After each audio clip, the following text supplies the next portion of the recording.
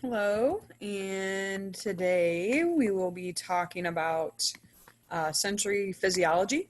So I'm going to go ahead and get my PowerPoint pulled up here and we'll go ahead and get started.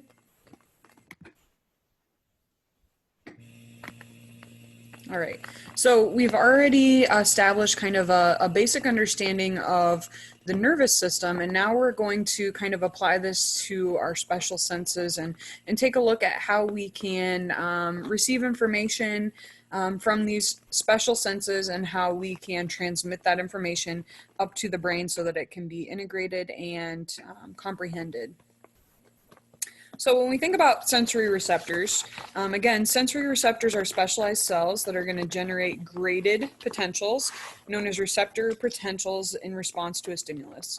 So again, when we think about graded potentials, keep in mind that doesn't necessarily mean it's an action potential. We're starting out based on the intensity of that stimuli that we're receiving. So with a graded potential, you can have like a small stimulus or a large stimulus. Okay, there are 5 major divisions of these sensory receptors based on the stimuli that they are going to respond to. These 5 different receptors are known as mechanoreceptors, which will be sensitive to pressure change, thermoreceptors, which will be specific to temperature change, photoreceptors, which are our specialized receptors for vision, chemoreceptors, which will respond to different chemical stimuli such as oxygen, CO2, hydrogen levels, glucose levels. And when we think about how this applies to our special senses, the chemoreceptors will be an important component when we think about smell. Okay. And then lastly, nociceptors. And nociceptors will allow us to respond to pain. So when we think about these different or various stimuli that we're receiving, keep in mind that we have both slow and rapid adaptation to various stimuli. Imagine if we received all the different stimuli that we can potentially be receiving at one given time. So just vision alone, right? So, okay, I'm sitting in the basement of my house. I can see out the back door that it's kind of windy and I can see the trees moving. I can also see my dog is sleeping over here, and once in a while he'll move around. I can hear the wind outside. I can hear a variety of other things. If my husband comes home, I'll be able to hear him upstairs. So again, just imagine receiving all of those senses at an equivalent, like, what's the word I want to use? An equivalent intensity, right? It would be overwhelming and we wouldn't be able to get anything done, right? So it's nice that we have the ability or the capability to adapt to certain senses so that we get used to them and so that we can focus on things that are changing, right? So again, with a rapid adapting receptor, we receive the initial stimuli and then we kind of forget about it. So think about this. When I put on my rings, for example, okay? Again, when I first put those on in the morning or whatever, I noticed that I put them on, but then I quickly forget that I'm even wearing them, right? So the adaptation to those particular receptors goes away really fast, okay? A slow adapting receptor, it takes us a little longer in order for us to kind of get used to that. So again, imagine wearing like, I put on a shirt and it's got like a scratchy tag, okay? So that scratchy tag is constantly annoying me and I'm constantly noticing that because the receptors that are receiving that information are slow adapting. In addition, it's kind of cool to understand how the stimulus location might play into this as well. And again, in our sensory lab, you'll be able to do 2-point discrimination testing so that we can get a better understanding of what's going on with a particular stimulus. Okay. So here you can see a stimulus location as it relates to the stimulus field. So receptor A over here is in charge of a smaller surface, whereas receptor B is in charge of a larger surface, okay? So receptor B would be in an area that's less sensitive, whereas receptor A might be in an area of more highly sensitive, or more highly sensitive, right? So again, areas like your lips, for example, are going to be very sensitive. So each receptor is only in charge of a very small amount of space, whereas areas that are not super sensitive, like your back, for example, this receptor is in charge of a larger surface area. So therefore, it's not as sensitive. And again, that's kind of the whole idea with that 2-point discrimination test, is that we're trying to understand what those stimulus or what those receptor fields are like. So again, when we think about discriminatory fields, let me move my little image up here so I can see what I got written down here. Again, you know, we have varying sensitivities depending on the location. So areas of high sensitivity, such as your lips and your fingertips, are going to look more like this. So again, each receptor is only in charge of a very small area. So they're able to differentiate stimuli even if it's very close to one another. Whereas in this particular example, again, there's a large receptor field, so therefore the body can't tell the difference, or the brain can't tell the difference between these two stimuli, because they're all going to follow the same pathway to the brain.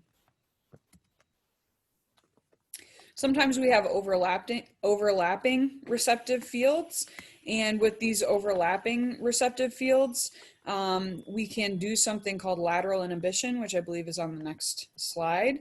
But essentially, if I have a stimulus here, again, notice that both A and B are also going to send a little bit of a signal as well, right?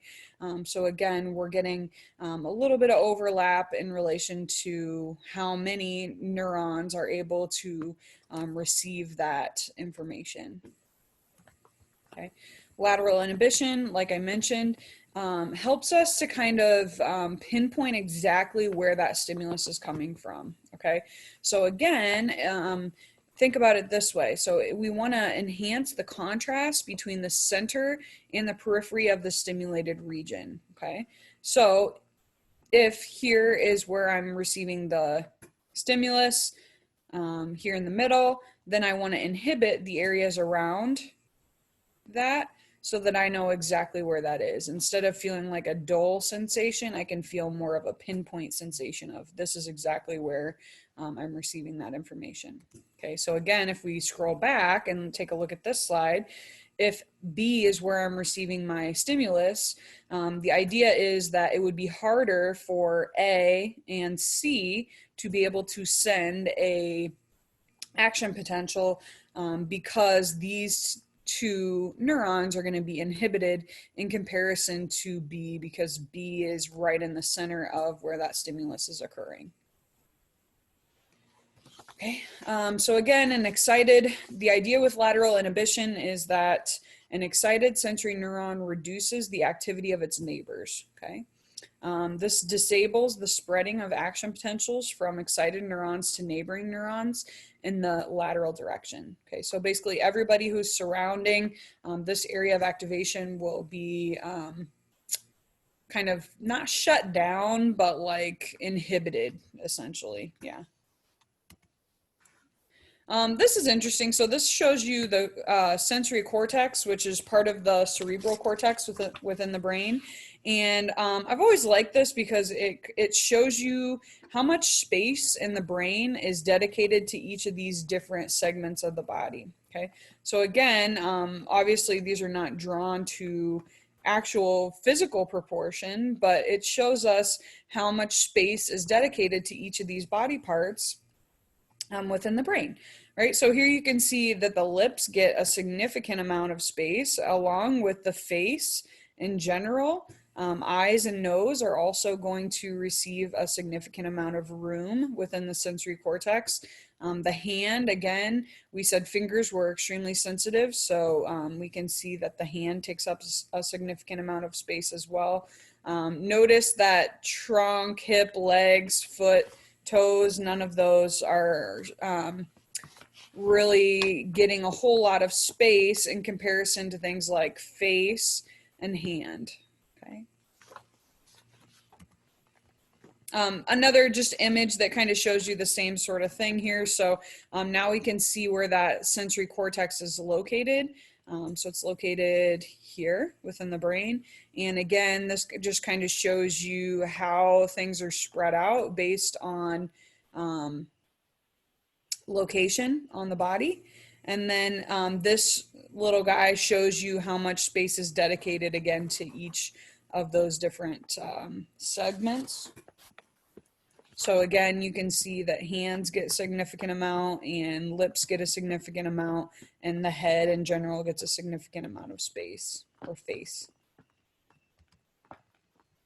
Okay. So when we think about sensory areas within the cortex, again, the various sensory areas, we've got a frontal lobe here, which is going to allow us to perceive maybe more complicated or integrate things, integrate various sensory information. Other places to note, the occipital lobe will store our visual cortex. The parietal lobe, you will see where our taste cortex is.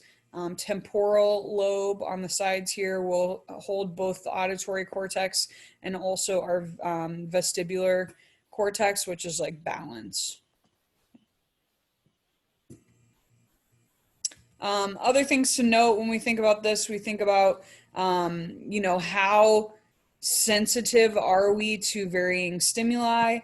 This can be affected by receptor adaptation. Okay, so are those receptors slow adapting or fast adapting? So thinking about that. Also emotions and experience as well. So if I'm used to feeling this particular way, or I have an emotion associated with feeling this particular way, that will influence how we perceive that sensation. Again, I think one thing that's really cool to kind of think about is that not all stimuli that we're receiving give rise to conscious sensation, right? So again, we're receiving a shit ton of information all the time from our vision, just vision alone. Think about how much we're receiving. Certainly from our mechanoreceptors, or, you know, touch sensation, also, you know, smell, hearing, all of those factors. We're receiving so much information, but that doesn't mean that it's going to give rise to a conscious sensation. Okay. Other factors that might affect our sensory cortex, damaged neural pathways. Again, that could be related to some sort of accident or disorder, things like that. And then also drugs as well will play a role. Okay. So again, we've kind of touched a little bit on our sensation of touch. Okay. The next sensation that we'll be kind of taking a look at is vision. Okay. And our vision is composed of our eyes, certainly. And our eyes are composed of an optical component, which focuses the visual image on the receptor cells. Okay. There is also at the posterior side of our eyes, we have a neural component as well, which is going to help us to transform that visual image into a pattern of graded and action potentials. So that's pretty cool. And in order for us to perceive vision, we have to do this thing called phototransduction. And phototransduction is the conversion of light into electrical signals in the rod and cone cells. And again, the rod and cone cells are going to be our specialized photoreceptors, or the receptor cells within the eye that are going to help us to transmit those images. Okay. So here we can kind of take a look at some of the general anatomy associated with the eye. Here you can see a few different things. So the pupil is right here in the center. That's that little black part of your eye. Then we also have the iris of the eye, which is like the colored portion of the eye surrounding the eye. Okay. Let's see what else. The sclera is the white part of our eyes, which you can see kind of surrounding the iris. Okay. Other things to note within the eye as it relates to anatomy, we have the aqueous humor, which is a gel-like substance that's on the anterior portion of the lens. Okay. The lens can be modified in order for us to help to focus an image, and that'll be done through the contraction or relaxation of these ciliary muscles. And these ciliary muscles, again, are going to allow us to either pull that lens tight or to loosen that lens up in order for us to be able to kind of focus on something that we want to focus on. Okay. Other components include the vitreous humor, which is a gel-like substance that'll be found on the posterior side of the lens. Again, that just kind of fills the eye and allows it to stay kind of, doesn't let the eye like, why am I blanking on the word for this? But it doesn't let the eye like sink in, right? It allows the eye to stay suspended or stay, inflated. Maybe that's what I want to say, right? Other things to note here that are important. We've got the optic nerve, which is exiting the posterior portion of the eye. And on the posterior side here, within the retina, we'll find the photoreceptors. Okay. I think that's pretty much it for that. So let's take a look at this process known as refraction. And refraction is the bending of light based on the angle at which it strikes the surface. This allows us to focus an accurate image of an object onto the retina. Okay. So again, as I said, the photoreceptors are located kind of in the posterior section of the eye. And so I need to use refraction in order to get an image kind of focused onto one particular area within those photoreceptors. And that'll allow me to send a clear image through that optic nerve, which comes out that posterior side of the eye as well. Okay. Another important component of being able to transmit images is known as accommodation. And accommodation allows us to manipulate the lens in order to get things in focus. Okay, so accommodation will occur through the contraction or relaxation of these ciliary muscles. So again, those ciliary muscles are connected to the edge of the lens, and their contraction would cause the lens to kind of tighten up. Or their relaxation would allow the lens to kind of become more smushy, I guess is the word, right? Okay, so here you can kind of see the relationship between accommodation as it relates to what's going on with those ciliary muscles, okay? So relaxed ciliary muscles allows us to keep a fairly flattened lens so that we can get that image in focus onto those photoreceptors.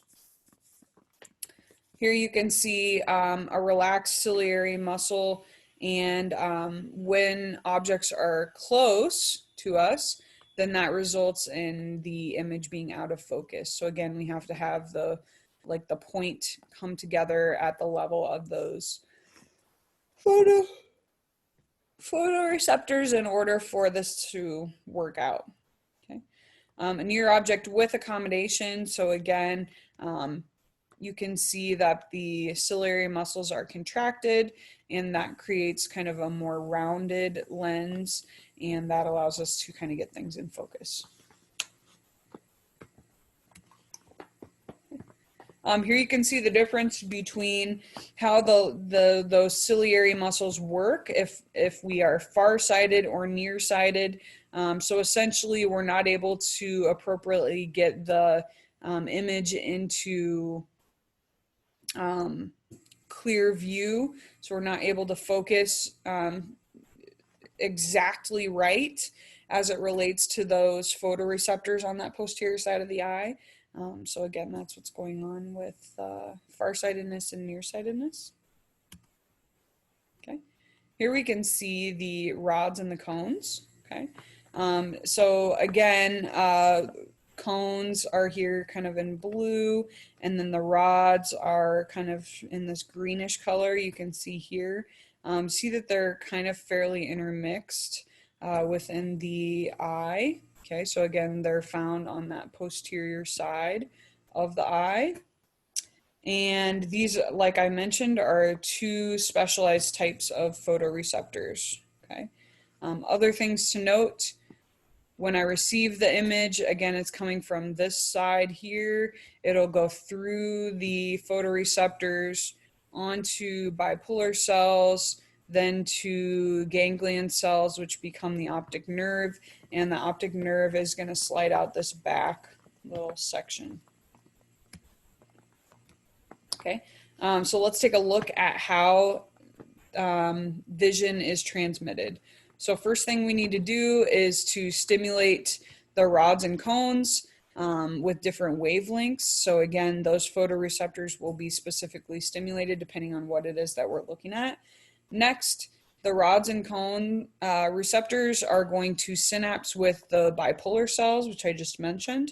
The bipolar cells are then going to send the information on to the ganglion nerves, the ganglion cells, which help to form the optic nerve. Okay, the optic nerve will then leave that posterior section of the eye.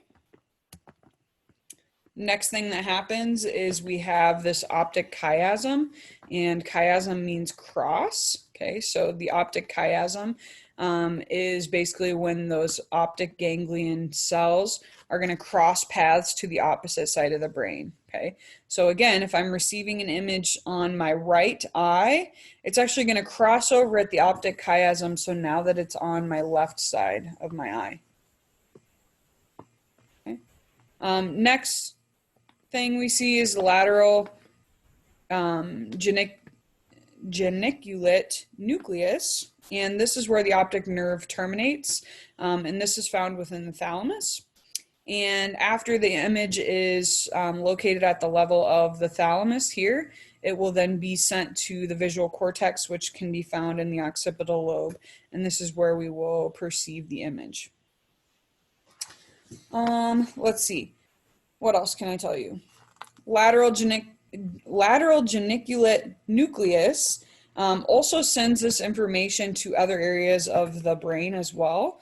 So it can send information to the brain dealing with biological rhythms. So again, it'll send information to the epithalamus, where the pineal gland can decide whether or not it should be producing melatonin or not. And again, that's directly related to whether it's light or dark. So again, it has to do with what we're perceiving from a visual standpoint as well. Okay. Other visual information can pass to the brainstem and cerebellum, where it can be used for coordination of eye and head movements, fixation of gaze, and then also the change in pupil size as well. So again, here you can kind of see what's going on with that. Information from my left visual field is going to hit the photoreceptors in the back of my left eye. Again, we talked about those bipolar cells, the ganglion cells, and then the optic nerve. Then we reach the optic chiasm, where I'm going to cross over and head to the lateral geniculate nucleus, here located in the thalamus, which will then send that information on to the primary visual cortex within the occipital lobe. Okay.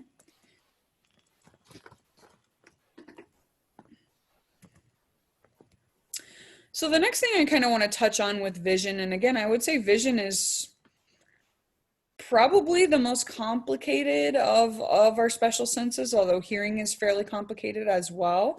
But again, we mentioned that we have these rods and cones, okay? And when we think about what each of those does, right, we're going to have one type. The cones are going to be more honed in on allowing us to view color. So they're going to allow us to perceive color. Okay. So the perception of color is based on the wavelength of light. So for example, shorter wavelengths are perceived as blue. The colors we perceive are related to the wavelength of light that the pigments in the objects of our visual world can reflect, absorb, and transmit. The intensity of the wavelength also affects its perception as well. So again, is it like a bright blue or is it kind of like a faded, lighter blue? Okay. So again, the cones are going to allow us to see color vision. They're also going to allow us to see things with great acuity, so very clear. Okay.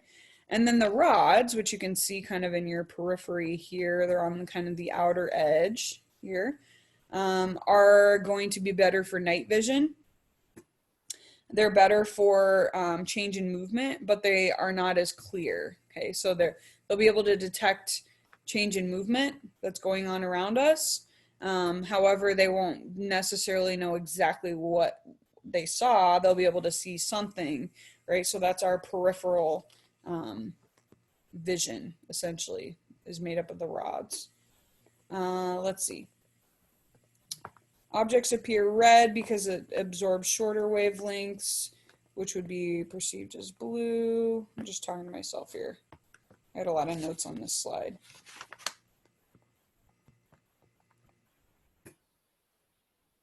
I don't know why I have so many notes on that. Okay.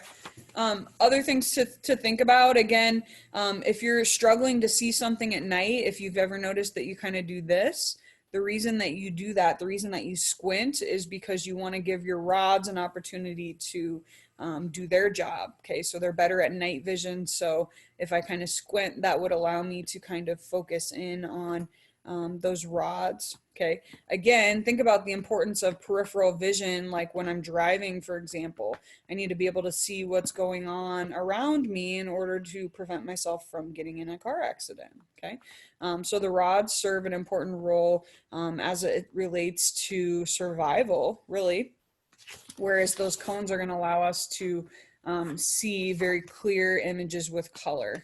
Okay. Again, we did some reaction time tests with the nervous system. It'd be interesting to do those looking straight at your screen versus kind of looking out of your periphery. It'd be interesting to see if you were faster when you looked out of the corner of your eye, because you should be, because these rods are better at sensing movement, right? So they're better at reaction versus the cones. So that would be something kind of cool to look into. So again, that kind of gives us the nitty-gritties associated with vision. The next sense we'll move on to is hearing. So sense of hearing is based on the physics of sound and the physiology of the external, middle, and inner ear. So sound transmission occurs as sound waves are converted into vibrations, which stimulate specialized mechanoreceptors. Okay, so again, the way in which I will receive or be able to perceive hearing is through the use of mechanoreceptors. Again, with vision, we said it was photoreceptors. With our touch, it was also mechanoreceptors as well. Okay. So let's take a look at how hearing occurs. So pressure waves are created, and they may vary in amplitude, which gives us different pitch. Okay, so again, when we think about sound, we're looking at sound waves, okay? And essentially these are, again, pressure waves. They can vary in amplitude and frequency, and that allows us to determine not only the pitch, but also the, like the loudness or quietness of that particular sound. So how does this work? Let's take a look at some of the anatomy associated with the human ear. So if I look on the external portion of my ear is known as my pinna or auricle. Okay, so that's the outer portion of the ear. Then we have the external auditory canal, which is shown here in purple. Okay, then we're going to move through something known as the tympanic membrane or the eardrum here. Then we move to the middle ear, which is seen in purple, or I'm sorry, seen in green here. And there are 3 bones located in the middle ear. We have the malleus, incus, and stapes. Okay. And then lastly, you'll see the inner ear, which includes these semicircular canals, which are important for the vestibular system or balance, and then also the cochlea, which is very important for the transmission of sound. Let's see. What else do I want to tell you on this slide? So the aura, or the pinna, the external ear, serves as a funnel. Okay, so it's going to allow us to collect sound that will allow it to enter that external the external auditory canal. Okay, the external auditory canal can also be called the external acoustic meatus, and again, those sound waves are still traveling here. Next, as I mentioned, we have this tympanic membrane, which is sometimes called the eardrum. And once those sound waves reach the eardrum, they're going to produce vibrations due to the change in pressure. Okay, so out here we had sound waves, and then once the sound hits this eardrum or this tympanic membrane, it's converted into pressure or vibrations. Okay. So here you can see kind of zooming in on the middle ear. So again, we said that once the sound waves hit the tympanic membrane or the eardrum, they're going to turn into vibrations. And these vibrations are going to travel through these bones. Okay, so vibrations on these bones will allow us to transmit sound from the external ear to the inner ear. Okay, so again, these bones help to kind of amplify those sound vibrations. And again, once they travel through the middle ear, they're ready to enter into the cochlea eventually. Let's take a look at that inner ear. So again, here you can see those middle bones moving. Here you can see an oval window and a round window here, and this will allow us to enter into the inner ear. Let's see, auditory or eustachian tube connects the middle ear to the inner ear. Let's see. Oops, sorry, went the wrong way. The inner ear, other things to note, sorry, with the inner ear is that it contains a labyrinth, which will be filled with fluid, and that'll be part of our equilibrium system, which we'll talk about. Also contains 3 semicircular canals, which are filled with fluid, and it also contains the cochlea, which, as I mentioned, the cochlea is important for sound transmission. So entrance into the cochlea occurs via the round window. Okay, and the receptor cells in the cochlea have hairs. So that, imagine a bunch of little hairs kind of standing up here. So again, we're transmitting those vibrations in through the round window, and then those receptor cells within the cochlea, the vibrations cause movement across those hair cells, and this will stimulate those sensory receptors. So again, we said mechanoreceptors were really what was allowing us to transmit a signal, and the way in which we do that is through those hair cells found within the cochlea. Okay. Again, here is just another image. Again, things to note: entrance into the cochlea occurs through the round window, and then vibrations on those hair cells allow us to stimulate the sensory receptors. So let's take a look at the summary of sound transmission. So again, pay attention to the arrows as you're kind of moving through these. But number 1, sound waves enter the external acoustic meatus. They're going to be funneled down through the pinna or the auricle. Waves produce vibrations on the eardrum. So again, those sound waves are transmitted into vibrations, and then they will be transmitted through the 3 middle ear bones, which will amplify their vibration or amplify their signal. Vibrations then reach the cochlear duct. Vibrations stimulate the hair cells, and then sensory neurons send signals to the temporal lobe of the cerebral cortex. Let's see what else. Cochlear nerves also synapse with interneurons in the brainstem. And again, the brainstem will form or transmit a pathway that will go through the thalamus and the auditory to the auditory cortex in the temporal lobe. Okay. So again, that kind of gives us a summary of what's going on with hearing. The next thing that we want to look at while we're at it is the vestibular system, or our system associated with balance. So again, we've got really 3 different things going on here. We have the vestibule, utricle, and saccule. We also have the 3 semicircular canals, which you can see here.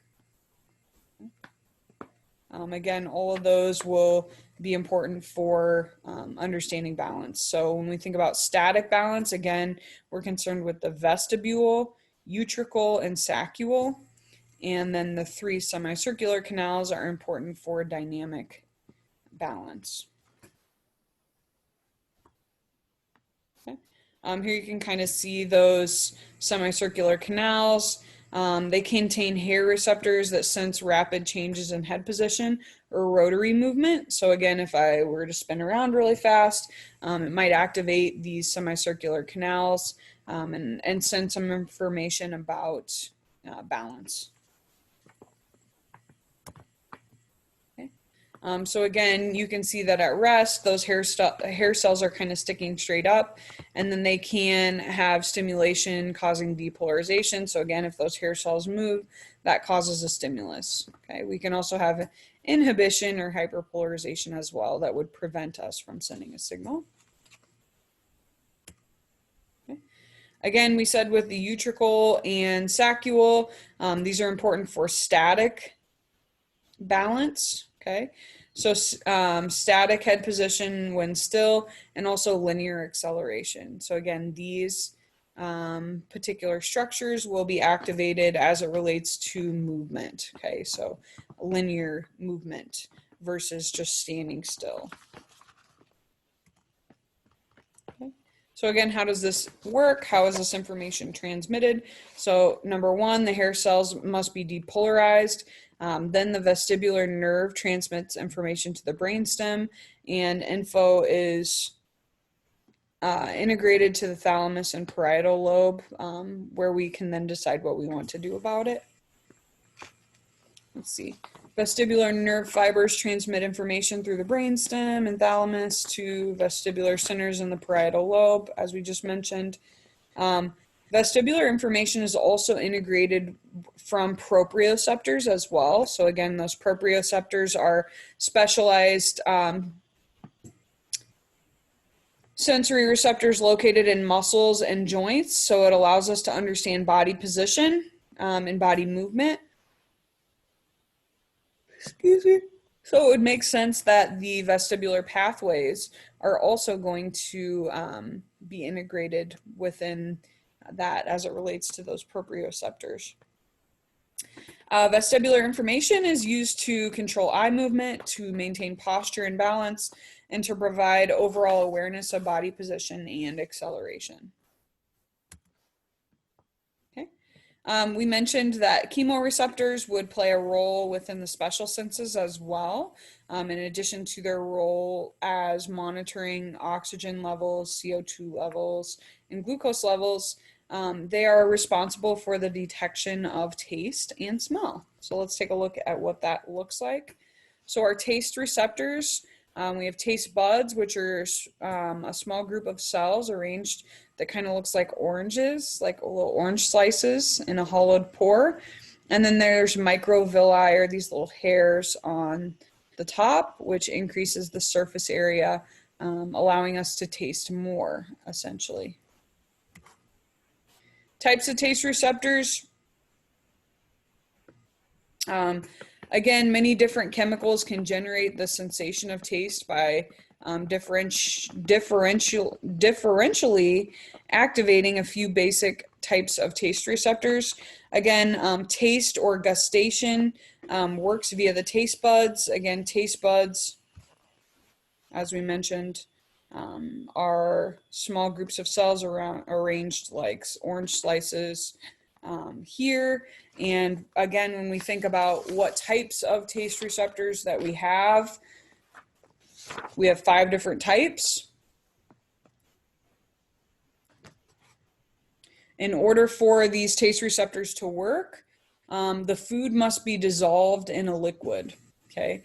So we can either do this ourselves through the release of salivary enzymes, okay? So by releasing saliva, that would allow us to perceive taste, or that food or fluid can provide its own fluids, okay? But again, it has to be dissolved in a liquid in order for us to be able to perceive taste. So again, types of taste receptors, we have sweet, salty, sour, bitter, and then there's one other type that's known as umami. And this is a Japanese word that can be roughly transmitted to mean delicious. But this taste is associated with the taste of glutamate and similar amino acids. So it's sometimes conveyed as the sense of savoriness or fullness, something along those lines, when we think about what does umami taste like. So something savory, probably like a meat substance, again, if we're thinking about amino acids, something along those lines. Okay. Let's see.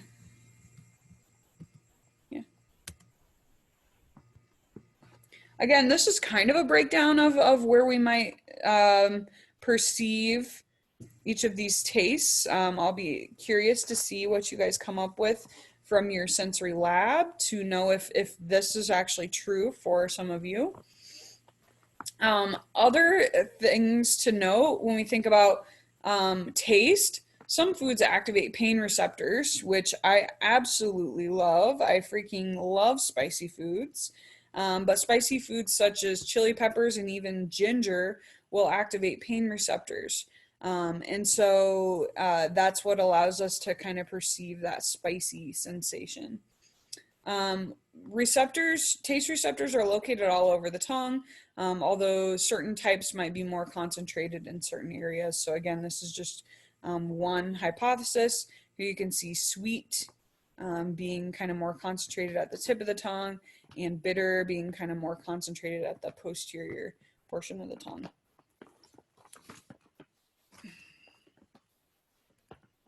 Okay. Olfactory receptors. Olfactory receptor neurons lie in the olfactory epithelium, and this is part of the upper nasal cavity. So olfactory receptor neurons only last for about 2 months, so they're constantly being replaced by new cells from stem cells within the olfactory epithelium. So the cilia contain the receptor proteins that provide the binding sites for odor molecules, and axons of the neurons form the olfactory nerve, which is also known as cranial nerve number 1.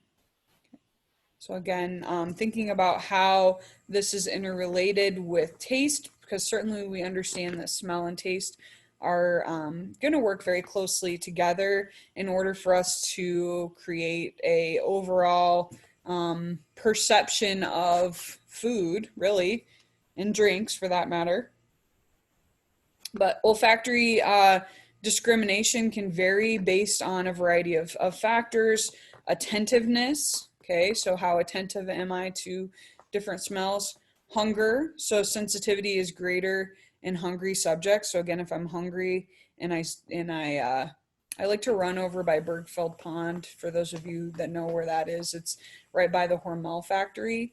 But when you go by there, you can smell the bacon. And so like if you run and it's like 4 o'clock or whatever, 5 o'clock, and you're getting done running and you smell that bacon, you're like, oh my gosh, that's all I want to eat is bacon now, right? So again, we think about hunger increases the sensitivity of our sense of smell. Also, gender plays a role. Women have a keener sense of olfactory than men do, which is interesting. Smoking. So, smoking decreases sensitivity, or even if you're not smoking but you're exposed to secondhand smoke, that can be associated with a decreased sensitivity to the olfactory system as well. Age is another factor. So the ability to identify odors decreases with age. So a large percentage of older people cannot detect odors at all. The state of olfactory mucosa. So as we've mentioned, that the sense of smell decreases when mucosa is congested, such as a head cold. So again, we can't smell that grilled cheese sandwich or whatever, so it doesn't taste quite as good as what it might have if I was able to also smell it and get that kind of full experience. And then lastly, there's a condition, there's a genetic condition known as onsomnia. And this is when I'm born without the ability to smell. So there you have it. Again, proteins within the mucus may interact with those odorant molecules and transport them to the receptors and facilitate their binding to chemoreceptors. And again, we are going to perceive that taste and smell kind of as a shared experience. Again, they're going to be perceived in a similar location within the brain. Right? I think that's it for today. I hope you have a great day, and thanks for watching.